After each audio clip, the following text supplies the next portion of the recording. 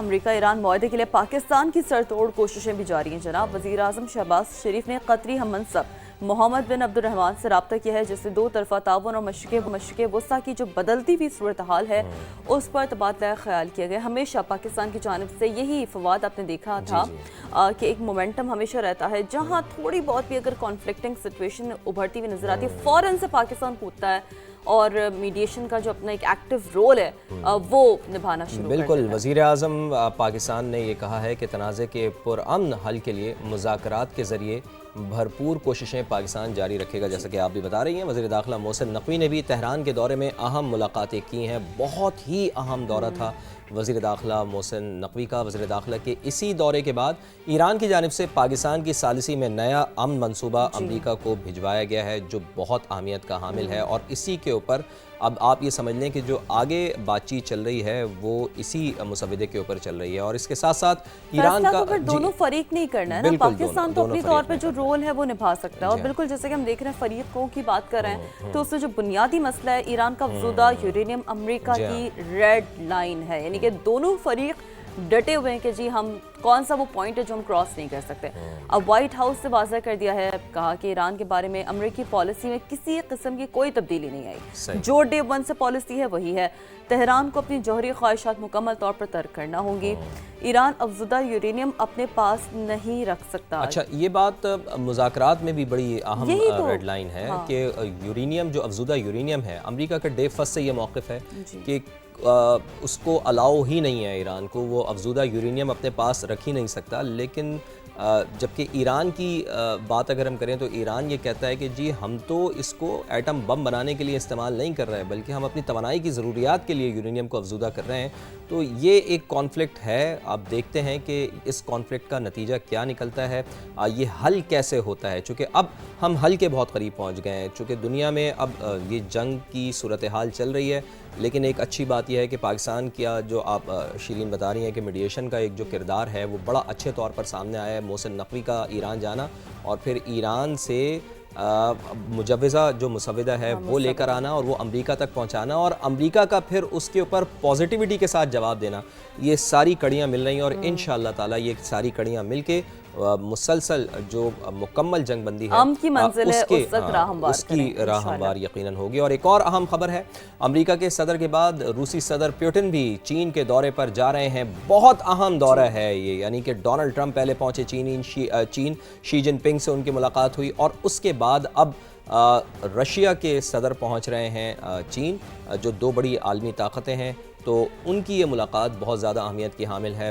بہت ہی اس کو یہ کہا جا رہا ہے کہ اب دیکھنا ہوگا کہ رشیا کے صدر اور چین کے صدر شی جن پنگ کی جو ملاقات ہوگی اس سے کیا چیز سامنے آتی ہے، کیا چیزیں نکلتی ہیں۔ اور کوئی بھی لیڈر جب کسی دوسرے ملک کا وزٹ کرتا ہے تو اس سے پہلے اس کا جو باڈی لینگویج ہوتی ہے، اس کا جو جسچر ہوتا ہے، بڑا معنی خیز ہوتا ہے۔ بیجنگ روانگی سے پہلے صدر پیوٹن نے دنیا کو یہ پیغام دیا ہے کہ چین کے ساتھ ہماری دوستی کسی کے خلاف نہیں ہے، ہم امن کے لیے کام کر رہے ہیں، اور کہا کہ دونوں ممالک مختلف امور پر ایک دوسرے کی حمایت کے لیے تیار ہیں۔ ساری دنیا کی نظریں اس دورے کے اوپر ہیں، ساری دنیا کی نظریں اس دورے پر پہلے ایک عالمی طاقت کے سربراہ آئے، یعنی دو عالمی طاقتوں کے سربراہان کی ملاقات ہوئی، اور اس کے فوراً بعد پیوٹن اب چین یعنی پہنچنے والے ہیں چین، تو یقیناً بڑی اہمیت کا حامل یہ دورہ ہوگا، اور جنگ کا مستقبل بھی یہ دورہ طے کر سکتا ہے۔ اور ایران امریکہ جنگ کے حوالے سے آپ کو آگاہ کر دیں کہ سب سے بڑی اور اہم پیش رفت ہوئی ہے کہ امریکی صدر یہ کہہ رہے ہیں کہ ایران پر منگل یعنی کہ آج کے روز حملہ کرنا تھا، لیکن سعودی عرب، قطر اور متحدہ عرب امارات کی درخواست پر کارروائی ہم نے مؤخر کر دی ہے۔ امریکی صدر نے بتایا ہے کہ سعودی عرب، متحدہ عرب امارات اور قطر کی درخواست پر حملہ ہم نے روک دیا ہے۔ اتحادیوں کا کہنا ہے کہ وہ معاہدے کے بہت قریب پہنچ رہے ہیں۔ صدر ڈونلڈ ٹرمپ نے کہا ہے کہ مجوزہ معاہدے میں یہ بات یقینی بنائی جائے گی کہ ایران جوہری ہتھیار ہرگز حاصل نہیں کرے گا۔ بولے کہ ایسا لگتا ہے تنازع کے حل کا بہت اچھا امکان ہے، اگر یہ سب بمباری کے بغیر ہو تو مجھے بڑی خوشی ہوگی۔ صدر ٹرمپ نے کہا تھا کہ پہلے بھی کئی بار لگا کہ معاہدے کے بہت قریب ہیں، لیکن ایسا نہیں ہوا، اس بار معاملہ کچھ مختلف ہے، ڈیل نہ ہوئی تو امریکہ بڑے حملے کے لیے تیار ہے۔ وی ریئلی ہوپ کہ یہ صرف اسٹیٹمنٹ سے کی باتیں رہیں، اللہ نہ کرے کہ اس طرف معاملہ جائے۔ بظاہر حالات ایسے نہیں لگ رہے کہ امریکی صدر ڈونلڈ ٹرمپ کوئی اتنا بڑا اقدام اٹھائیں گے۔ مزید کیا کہنا ہے ان کا خود انہی کی زبانی ہم سنوا دیتے ہیں۔ We were getting ready to do a very major attack tomorrow. I've put it off for a little while, hopefully maybe forever, but possibly for a little while, because we've had very big discussions with Iran, and we'll see what they amount to. I was asked by Saudi Arabia, Qatar, UAE, and some others if we could put it off for 2 or 3 days, a short period of time, because they think that they are getting very close to making a deal. And if we can do that, where there's no nuclear weapon going into the hands of Iran, I think, and if they're satisfied, we will be probably satisfied also. تو جناب ایک اور اہم issue میں کہتی ہوں سب سے زیادہ کنسرننگ ایشو یہ ہے تعلیم کا. 8 دہائیاں گزرنے کے باوجود بھی ہم اپنا جو تعلیمی نظام ہے نا انفارچونیٹلی وہ بہتر نہیں بنا سکے. اس مرتبہ تو ہم سمجھے کہ حد ہو گئی ہے, کیونکہ سال کے 365 دنوں میں بمشکل 100 دن ہی اسکولوں میں حاضری ہو سکی. بالکل, یہ بہت ہی خطرناک بات ہے. اور دوسری اہم بات یہ ہے کہ تعلیم کے لیے بجٹ. جناب, پاکستان میں مطلوبہ عالمی معیار کے مقابلے میں تعلیم کے لیے انتہائی کم بجٹ مختص کیا جاتا ہے. رواں مالی سال کے ابتدائی 9 ماہ میں تعلیمی اخراجات 29% کمی کے ساتھ سکڑ کر 899 ارب روپے تک محدود ہو گئے ہیں. پاکستان شرح خواندگی میں بھی جنوبی ایشیا میں سب سے پیچھے رہ گیا ہے. اسلام آباد چلتے ہیں, جہاں ہماری نمائندہ علینا شاہد اب موجود ہیں, اور انہوں نے اس کے اوپر ایک بڑی خصوصی رپورٹ تیار کی ہے آپ کے لیے. وہ آپ کو رپورٹ دکھا دیتے ہیں. دنیا بھر میں تعلیم پر جی ڈی پی کا مطلوبہ معیار 4 سے 6% تک سمجھا جاتا ہے, مگر پاکستان میں اس کی شرح 0.8 سے 1.9 کے درمیان ہے. حکومتی اعداد و شمار کے مطابق رواں مالی سال کے پہلے 9 ماہ میں تعلیمی اخراجات کم ہو کر 899 ارب روپے تک رہ گئے, جو گزشتہ سال کے مقابلے میں 29% کمی کو ظاہر کرتے ہیں. اگر خطے میں دیگر ممالک سے موازنہ کیا جائے تو بنگلہ دیش اپنی جی ڈی پی کا تقریباً 2%, سری لنکا 3% اور بھارت 4.1% تعلیم پر خرچ کرتا ہے. یہی وجہ ہے کہ پاکستان تعلیم کے میدان میں جنوبی ایشیا میں سب سے پیچھے ہے. وفاق اور صوبوں کو ملا کر پاکستان میں تعلیم کا مجموعی بجٹ 1600 سے 1700 ارب روپے کے قریب ہے.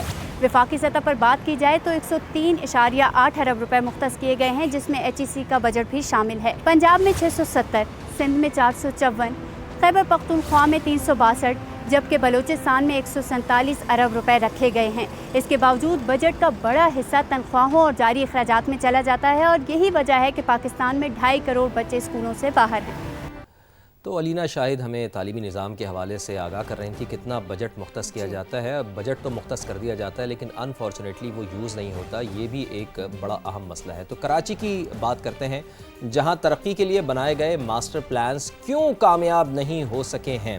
یہ ایک بڑی اہم وجہ اس کی سامنے آئی ہے کہ گریٹر کراچی ریجن پلان 2047 پر کام کرنے والے غیر ملکی کنسلٹنٹ کہتے ہیں کہ اختیارات کا بکھرا ہوا نظام اور کمزور گورننس ترقی کی راہ میں سب سے بڑی رکاوٹ ہے. ایکچولی جی, اب آپ نے بات کی ہے نا, پورے سال جو ہم بات کرتے ہیں نا کہ کیوں نہیں بجٹ امپلیمنٹ ہوتے, کیوں نہیں پالیسی وہاں پہ امپلیمنٹ ہوتی, کام کیوں نہیں ہوتے, بہت گہری بات کی آپ نے. ٹیکنیکلی یہی ریزن ہے. اب انہوں نے نا خدشہ بھی ظاہر کیا نا کہ اگر گورننس بہتر نہیں ہوئی تو نئے پلان پر بھی عمل درآمد مشکل ہو سکتا ہے. ظاہر ہے گورننس ہوگی تو چیزیں ہوں گی نا, ایڈمنسٹریشن تبھی کام کرے گی. لیکن ایک چیز اچھی ہے شیرین کہ اب کم از کم ہمیں سندھ حکومت جاگتی ہوئی دکھائی دے رہی ہے. کہیں نہ کہیں ہمیں کام ہوتے ہوئے نظر آ رہے ہیں, چونکہ اچھی چیز کو اپریشیٹ کرنا بالکل کرنا چاہیے اور اچھے ہوپ فل بھی رہنا چاہیے. مونس احمد نے ایک رپورٹ تیار کی ہے, آئیے دیکھتے ہیں. کراچی پاکستان کا سب سے بڑا شہر, لیکن مسائل بھی اتنے ہی بڑے. ٹریفک, پانی, سیوریج, تجاوزات اور بے ہنگم تعمیرات کے باعث ماضی کے کئی ماسٹر پلانز کامیاب نہ ہو سکے. حکومت سندھ اگلے 20 سال کے لیے گریٹر کراچی ریجنل پلان 2047 تیار کر رہی ہے. پلان پر کام کرنے والے غیر ملکی کنسلٹنٹ کہتے ہیں ماضی کے منصوبے بیڈ گورننس اور کمزور عمل درآمد کے باعث ناکام ہوئے. خدشہ ہے کہ اگر گورننس بہتر نہ ہوئی تو یہی مسئلہ دوبارہ سامنے آ سکتا ہے. Fragmented governance is one of the key issues that, of course, has been identified, and I think it's well known about by members of different parts of the government. Governance was also one of the key issues that has hindered the implementation of previous master plans. Without that governance framework, it will be more challenging to see the successful implementation of this plan. Project director Arshad Khan کے مطابق 1 ارب 90 کروڑ روپے کی لاگت سے تیار ہونے والا plan اگلے سال جون تک مکمل ہوگا. اس پروجیکٹ کی 1.93 بلین کاسٹ ہے اوور آل. اس میں کنسلٹنٹ کی فیس ہے اور ڈپارٹمنٹل ایکسپینڈیچر جو ہوتے ہیں ایک پروجیکٹ کے PIU کے وہ سارے انکلوڈ ہیں. ٹوٹل یہ 31 مہینے کا پروجیکٹ ہے اور انشاءاللہ جون 2027 جیسا میں عرض کر رہا ہوں پوری کوشش ہوگی کہ اس کو کمپلیٹ کر کے اس کی سبمیشن کر دی جائے. خالق دینا ہال میں منعقد اوپن ہاؤس میں شہریوں، ماہرین اور مختلف اداروں کے نمائندوں نے گریٹر کراچی ریجنل پلان سے متعلق تجاویز پیش کیں. کیمرمین عمران شاہد کے ساتھ مونس احمد، سما، کراچی.